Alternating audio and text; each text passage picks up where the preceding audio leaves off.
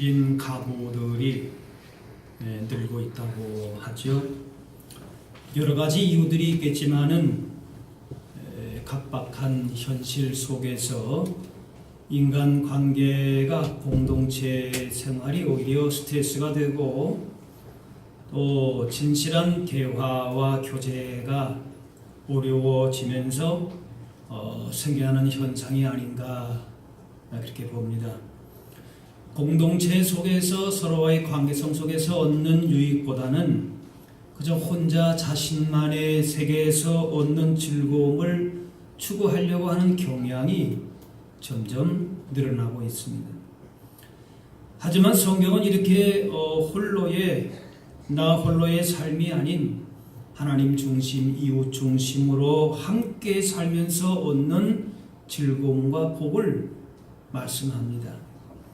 시편 133편에 보라 형제가 연합하여 동거함이 어찌 그리 선하고 아름다운고 합니다. 하나님의 백성들, 하나님의 자녀들이 하나가 되어서 가족을 이루며 사는 것이 얼마나 아름다운가, 참 좋다, 그렇게 감탄을 하는 겁니다. 우리의 모습은 다양하지만은 예수님 안에서 한 형제 자매임을 경험하고 친밀한 하나님의 가족으로 사랑이 넘치는 선하고 아름다운 공동체로서의 기쁨이 있다는 겁니다. 그 복이 있다는 것입니다. 오늘 말씀의 2절에 그러므로 이제부터 너희는 외인도 아니요 나그네도 아니요 오직 성도들과 동일한 시민이요 하나님의 권속이라. 하나님의 권속, 하나님의 가족이라, 그런 말씀입니다.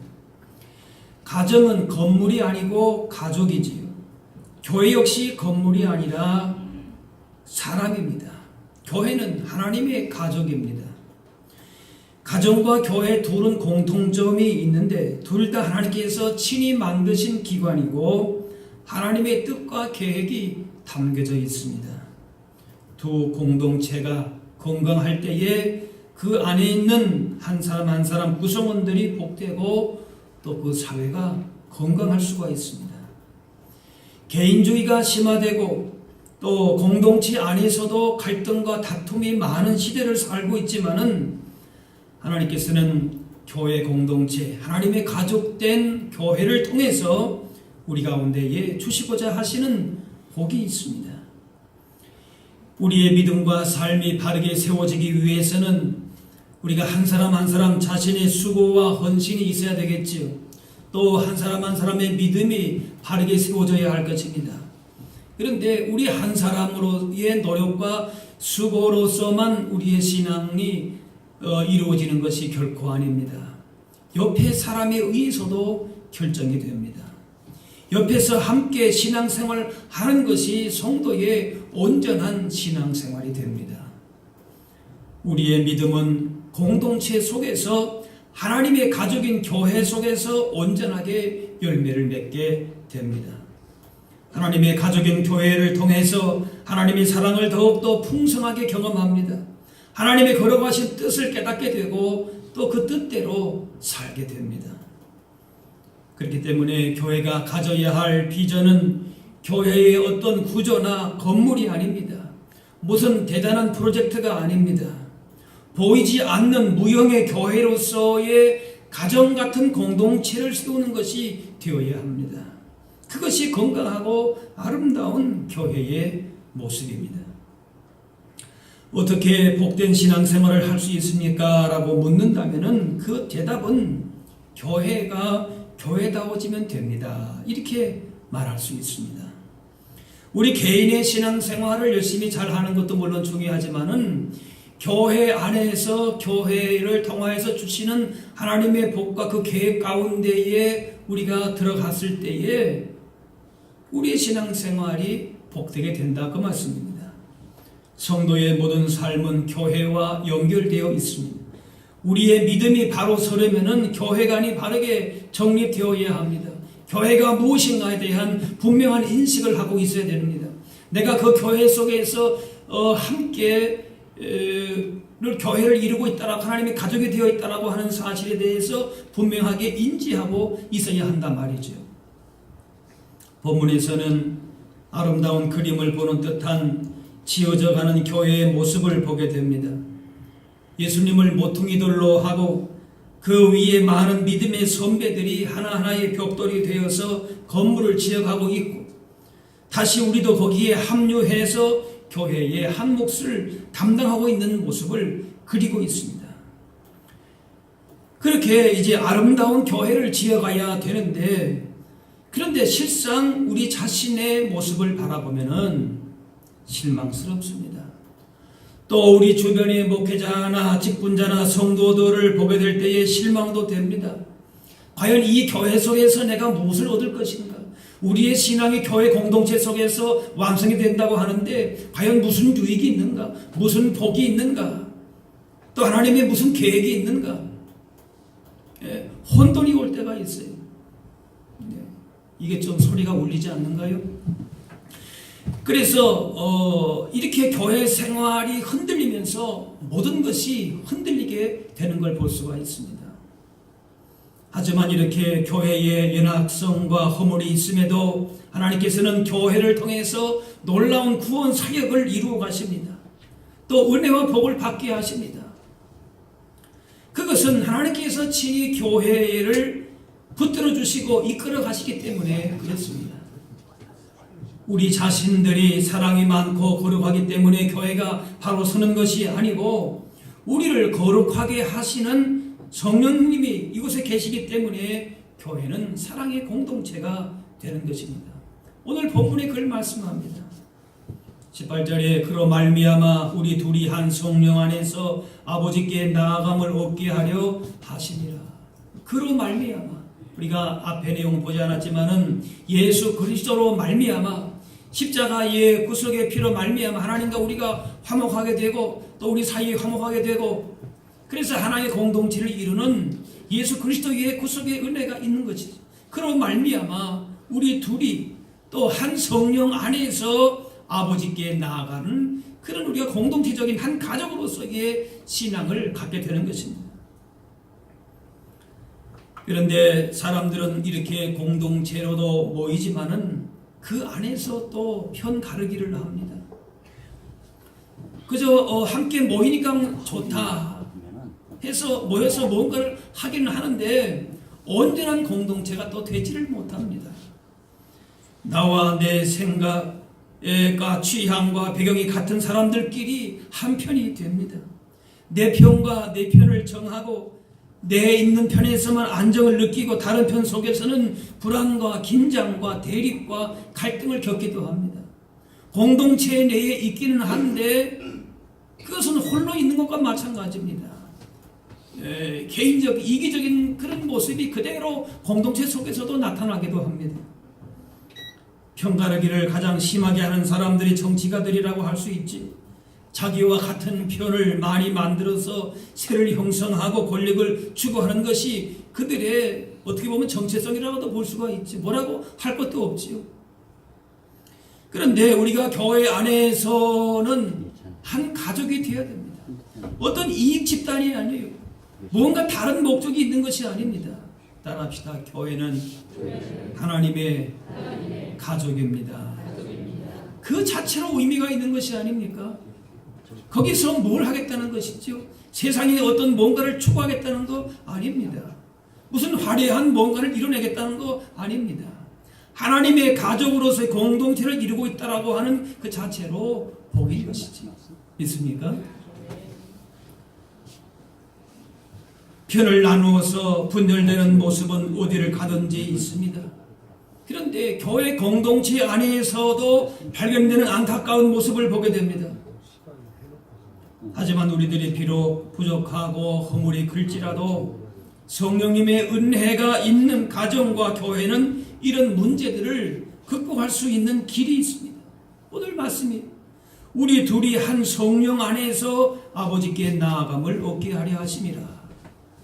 매일 매 순간마다 있을 것 같은 성령의 은혜를 받아 누릴 때에 그 공동체는 가족과 같은 복된 사랑의 공동체가 됩니다. 성령 안에서 말씀을 나누고 기도를 나누고 가진 것을 나누고 서로의 삶을 나눌 때에 그 나눔으로 인해서 친밀해지고 하나님의 가족으로 사랑이 깊어져서 하나의 사랑의 공동체가 되는 것입니다.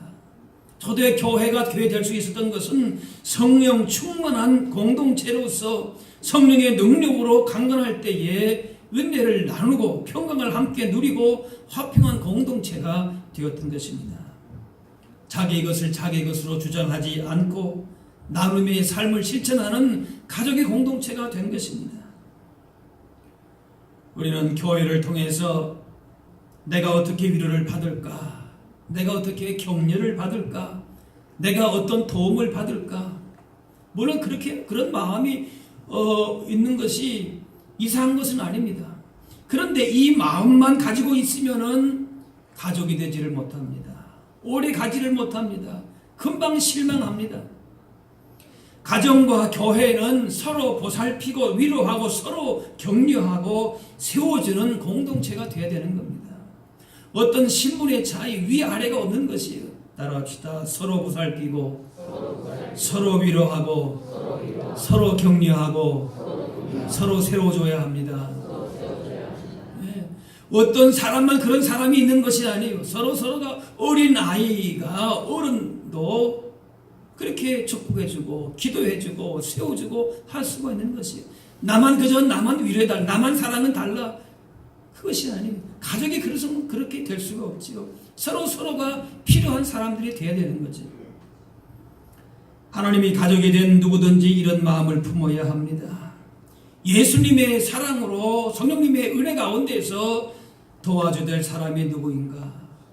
나보다 어려운 사람이 누구인가? 나보다 더 상처받은 사람이 누구인가? 이런 마음을 품은 사람이 많은 교회가 아름다운 교회가 되는 것이죠. 내 문제, 내 고통에만 우리가 민감하게 예민하게 반응할 것이 아니라 나의 기도와 섬김을 필요로 하는 사람이 있음을 기억하면서 남의 유익을 구하는 것이 아름다운 교회의 모습입니다. 하나님의 가족으로 하나님을 이루는 것은 성령님의 은혜가 있어야 하지만은 하나님의 은혜 가운데에 우리가 하나님을 이룹니다. 그러나 동시에 자기 희생으로 이루어지고 다른 사람을 포용함으로 이루어지게 되는 겁니다. 다양한 가운데 모였지만 나와 다르다고 해서 배척하고 편을 가르고 나누는 것이 아니라 오히려 내가 내 것을 희생하고 손해보고 다른 사람들을 위해서 내가 세워주는 그런 역할을 하게 될 때에 가족과 같은 공동체가 되는 것이지요. 그러므로 그리스도인은 자기 주장만 하는 사람이 아닙니다. 자기 이익만 추구하는 사람이 아닙니다. 어느 한쪽 편에 속한 사람도 아닌 것입니다. 바로 주님의 십자가의 희생의 터 위에 세워진 교회가 서로를 향한 땀과 눈물과 희생이 모여질 때에 건강한 교회, 복 있는 교회가 되는 줄로 믿습니다. 이러한 가족과 같은 서로를 향한 희생과 섬김이야말로 교회의 그 어떤 외형적인 가치보다도 중요합니다. 우리가 무엇을 다른 걸 자랑할 것이 없어. 물론 자랑할 것도 있을 수도 있지요. 그런데 그 어떤 것보다도 중요한 것은 보이지 않는 가치입니다. 그 가치가 무엇인가? 하나님의 가족으로서의 하나 된 그런 섬김과 사랑의 모습이 우리 안에 있어야 할 줄로 믿습니다. 그것이 가장 귀한 가치다 그 말이에요. 오늘 11절에 그의 안에서 건물마다 서로 연결하여 주 안에서 성전이 되었다 간다 그랬습니다. 하나의 벽돌이나 제목들이 자기 위치에서 자기의 몫을 잘 감당하는 것 중요합니다. 내가 열심히 해서 내 맡은 일을 열심히 하는 것 중요합니다. 그런데 그보다 더 중요한 것은 뭔가 하면은 서로 연결되어야 된다는 겁니다. 연결되어서 아름답고 훌륭한 건물을 지어가는 겁니다. 아무리 좋은 제목이 있어도 연결되지 못할 때에 그것이 온전한 역할을 하지를 못합니다. 그냥 홀로 독야청청한 그런 나무가 되는 것이 아니라 함께 어울려서 아름다운 숲을 이루어가야 하는 것이지. 최고의 실력자들이 모인 오케스트라 단원들도 자기 실력만 뽐내기 위해서 자기 소리만 막 크게 낸다. 자기 있는 기교를 막 드러낸다. 그것은 잠깐은 그런 파트가 있을지 모르지만은 계속 그렇게만 나간다 그러면은 그거는 시끄러운 소리에 불과합니다. 아름다운 하모니 음악을 만들기 위해서는 서로가 소리를 잘 들어야 합니다. 때로는 자신의 소리를 줄이고 상대방의 소리를 돋보이게 해줘야 됩니다. 상대방의 그 음이 나와야 되는데 자기가 그걸 딱 가로막고 있으면은 그 소리를 낼 수가 없는 것이죠. 하나님의 가족으로 하나님의 조화를 이루면은 서로가 서로의 소리를 들으면서 세워줘야 합니다. 그래서 이건 내 소리가 너무 크지 않은가? 그래서 내 소리를 듣기 전에 상대방의 소리를 먼저 잘 들어야 되는 것이지. 상대방의 입장에 서서 봐야 된다 그 말이지. 벽돌 하나하나가 따로따로 떨어져 있으면 아무리 훌륭해도 그것은 집이 아닙니다. 벽돌과 벽돌이 서로 연결되어서 하나의 건물을 이룰 때에 그곳에 사람이 거할 수 있는 집이 됩니다. 마찬가지로 교회는 주 안에서 한 해로 연결되지 못하면 교회의 아름다운 모습은 찾아보기가 어려운 것입니다. 연결되어 있어야 하는 것이지. 연약하고 허물이 많은 우리의 힘으로서는 하나님을 이루어가기가 어렵지만은 예수 그리스도 안에서 예수님의 마음을 품고 성령님의 능력 가운데에서 하나님의 가족된 공동체를 아름답게 만들어갈 수 있게 될 줄로 믿습니다. 주 안에서 견고한 성전이 되기 위해서 긴밀하게 함께 연결이 되어야 됩니다. 그리고 그 집이 견고하게 세워지려면 모퉁이 돌이 필요하다라고 하는 것이 20절에 그리스도 예수께서 친히 모퉁이 돌이 되셨느니라 그랬습니다. 모퉁이 돌은 집의 기초가 되고 중심이 됩니다. 건물 전체를 연결해주는 중요한 역할을 합니다. 집에 여러 가지 재료들이 있지만은 모퉁이 돌이 없으면 그 집이 세워질 수가 없습니다. 예수님께서 모퉁이 돌로 교회의 기초와 중심을 잡아가십니다. 내 생각, 내 방법, 내 경험 이전에 예수님께서 우리의 삶의 신앙의 중심과 기초를 어떻게 잡아주시는가, 거기에 항상 기초가 되는 거예요. 내가 경험해 보니까, 내가 생각해 보니까 이렇더라. 그 말을 하기 전에 예수님이라면 어떻게 하셨는가, 예수님께서 내 삶의 균형을 어떻게 잡고 계시는가, 우리 교회를 어떻게 붙들고 계시는가. 예수님께서 우리 교회의 중요한 모퉁이 돌이 되어야 할 줄로 믿습니다. 그래서 에베소서 4장 16절 말씀 보면은 그에게서 온 몸이 각 마디를 통하여 도움을 받음으로 연결되고 결합되어 각 지체의 분량대로 역사하고 그 몸을 자랑히 하며 그랬습니다. 예수님께로부터 도움이 오는데 직접 오는 것이 아니라 각 마디를 통해서 간다는 겁니다. 그러므로 우리가 예수님께 도움을 받기 위해서는 서로가 연결되고 결합해서 하나님의 가족을 이루게 될 때에 각자의 사명을 감당할 뿐만이 아니라 교회를 아름답게 세워가는 것이 되는 겁니다. 따라합시다. 우리가 서로 연결되고 결합되어야 합니다. 내 자신만 훌륭하다, 내 소리만 크다, 옳을 수 있어요. 틀린 것이 아닐 수 있습니다. 그런데 연결되고 결합되지 않은 가운데 있다면은 예수님의 뜻과 성령님의 인도하심과는 반대되는 전혀 이상한 방향으로도 나갈 수 있다는 거예요. 하모니를 이루지 못하고 건강하고 아름다운 모습이 아닐 수 있다는 겁니다. 그래서 결코 나만 좋으면 안 돼요. 나만 멋있으면 되는 것이 아니에요. 내 소리만 크다고 되는 거 아닙니다. 함께 내 신앙과 내 삶이 우리 공동체 안에서 가족과 같이 연결되어 있느냐, 결합되어 있느냐, 그 속에서 성령님의 역사, 예수 그리스도의 삶의 모습이 그 가운데에 나타나고 있느냐, 그걸 우리가 봐야 된다는 거예요. 그게 바로 교회가 아니에요. 인간의 만남에는 세 가지 종류가 있다고 합니다. 생선 같은 만남이 있고, 꽃 같은 만남이 있고, 손수건 같은 만남이 있다 그래요. 생선 같은 만남은 만지기만 하면 비린내가 나는 만남을 말합니다. 만남은 서로에게 좋은 영향을 좋지 않은 영향을 주는 겁니다. 시기하고 질투하고 미움만 남게 되는, 다시는 만나고 싶지 않은 그런 만남입니다. 꽃과 같은 만남은 있는데 그런 만나면 향기가 좋고 좋아지게 되지만은 금세 시드는 만남입니다. 금방 시들고 오래가지를 못합니다. 손수건 같은 만남이 있어요. 상대가 슬플 때에 눈물을 닦아주고 땀을 닦아주고 그의 기쁨이 내 기쁨이 되는 것처럼 축하해주고 함께하는 만남입니다. 어려울 때나 모든 것이 잘 될 때나 어떤 상황에서도 함께 기쁨과 슬픔을 함께 나누는 그런 손수건 같은 만남이 되야 된다라고 하는 것입니다. 교회는 이렇게 하나님의 가족 공동체로서 서로 보살피고 서로 위로하고 서로 격려해주고 세워주는 축복의 공동체가 되어야 되는 것입니다. 그 안에서 우리 가운데 진정 하나님 주시는 복이 있고 하나님의 선하신 뜻이 우리 가운데에 이루어지게 될 줄로 믿습니다. 그 보이는 겉모습에 건물이나 조직이나 시스템 등으로 교회가 판단되는 것이 아닙니다. 하나님의 가족으로 함께 사랑하고 희노애락을 함께 나누며 살아가는 모습이 아름다운 교회의 모습이 됩니다.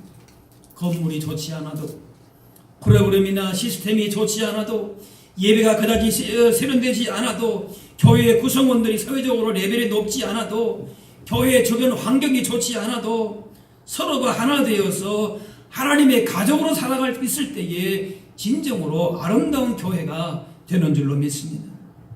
교회 안에서 하나님 나라의 백성들이 거룩한 공동체로 모여 서로 사랑하고 나누는 모습을 볼 때에 하나님께서 기뻐하십니다. 이런 공동체 가운데 주께서 복을 주십니다. 성도인 우리는 이 땅에서 하나님의 가족으로 살다가 헤어지는 것이 아닙니다. 여기서의 삶으로 다 그저 끝나는 것이 아닙니다. 하나님 나라에서도 영원토록 함께 해야 할 사람들입니다. 그래서 이 땅에서 천국을 경험하며 살다가 그런 사람들이 영원한 나라에 들어가게 되는 것입니다. 하나님의 가족인 교회 공동체 속에서 우리 가운데서 서로 용납하고 사랑하고 위로하고 섬길 때에 그러한 모습을 가지고 그 안에서 천국의 기쁨과 맛을 경험한 사람만이 다시 천국에서 만나게 되는 복을 또한 누리게 될 줄로 믿습니다. 이 땅 가운데 세워진 교회는 완전할 수가 없습니다. 실망하기도 하고 시험에 들기도 하고 때로는 서로 판단하기도 하고 마음에 들지 않는 사람이 분명히 있을 수가 있습니다. 그러나 분명한 사실은 주님께서 우리 가운데에 우리 교회 가운데에 모퉁이 돌이 되시고 한 사람 한 사람을 하나님 나라의 존귀한 백성으로 부르셨다는 사실입니다. 오늘 19절 말씀 다시 보시면은 이제부터 너희는 외인도 아니요 나그네도 아니요 오직 성도들과 동일한 하나님의 시민이요 하나님의 권속이라 그랬습니다. 우리는 하나님 나라의 백성인 것입니다. 하나님이 한 가족입니다. 하나님 앞에서 손님처럼 나그네처럼 대우받는 사람들이 아닙니다. 주님이 우리를 존귀한 자녀로 보시기 때문에 우리들도 서로가 귀한 존재로 사랑받아야 할 분들로 여겨야 되는 것입니다. 내 기준으로 함부로 그렇게 판단할 분들이 여기는 아무도 없습니다. 집은 그대로 역사를 말해준다. 어떤 사람이 그렇게 말했습니다. 부실한 공사가 어떤 시대에 이루어졌다면은 그 시대의 가치관이나 지혜가 부실했음을 보여주는 것입니다. 건축물이 견고하고 아름다웠다면은 그 시대가 그만큼 진실하고 아름다웠음을 말하는 것입니다. 지금 우리가 세워져 가는 교회는 겉모습은 아름답고 뭔가 사람들 앞에 볼 때에는 대단한 것처럼 보일지는 모르지만은 과연 이 교회가 나중에 한참 지나서 하나님이 평가할 때에 어떤 모습으로 우리 교회를 평가하실 것인가? 어떤 모습으로 지금 우리가 교회가 지어져 가고 있는가? 사람의 뜻으로 세워지는 교회가 아니라 하나님의 뜻이 이루어지는 교회가 되어야 될 줄로 믿습니다. 하나님의 가족과 같은 공동체를 이루어야 할 줄로 믿습니다. 그래야 나중에 부실공사 부러지지 않는 교회가 되는 것이지. 하나님의 가족된 교회를 통해서 예수님을 만나고 잃어버린 구원의 감격과 삶의 기쁨과 열매를 회복할 수 있어야 할 것입니다. 그래서 세상 가운데서도 우리 교회가 교회의 모델로서 건강한 교회의 모델로서 복 있는 교회의 모델을 가져야 될 것입니다. 이 교회가 정말 복 있는 교회다. 따라합시다. 우리 교회는 복 있는 교회입니다. 믿습니까? 네. 정말 오랜 시간이 흘러도 허물어지지 아니하는 그 시대에 이런 믿음의 선배들을 통하여서 우리 교회가 이렇게 아름다운 사랑의 공동체로서의 교회의 아름다운 모습을 가지고 있다. 그리고 우리가 저 천국에 올라가서라도 그때의 천국의 기쁨을 통일하게 누리는 그런 성도들로 만날 수 있어야 할 줄로 믿습니다. 나 중심의 삶은 육적인 것만을 추구하는 삶을 살기가 쉽습니다. 그래서 나 홀로의 신앙은 상당히 위험합니다. 교회 공동체 안에 서로가 긴밀하게 연결되고 결합이 되었을 때에 하나님의 가족 안에서 진정한 하나님의 사랑과 그 복음의 능력을 경험하게 될 줄로 믿습니다. 생동력 있는 믿음의 세계로 나아갈 수 있는 것입니다. 교회 안에서 하나님의 가족으로서 한 형제 자매로서 사랑의 공동체를 이루어 하나님의 거룩하심을 우리가 경험하게 되면서 그 사랑을 풍성하게 누리며 나눌 수 있어야 할 줄로 믿습니다. 우리 교회가 이러한 기쁨과 감사로 충만한 공동체로서 서로 섬기고 서로 사랑하고 서로 축복해주고 서로 기도해주고 하나님의 가족으로 하나님의 하나 되기에 더욱 힘쓰게 될 때에 주님의 거룩하신 뜻이 우리 개인의 삶, 우리의 가정, 또 이 지역 사회 가운데에 주님의 거룩하신 뜻 가운데에 아름다운 열매를 맺게 하실 줄로 믿습니다. 기도하겠습니다.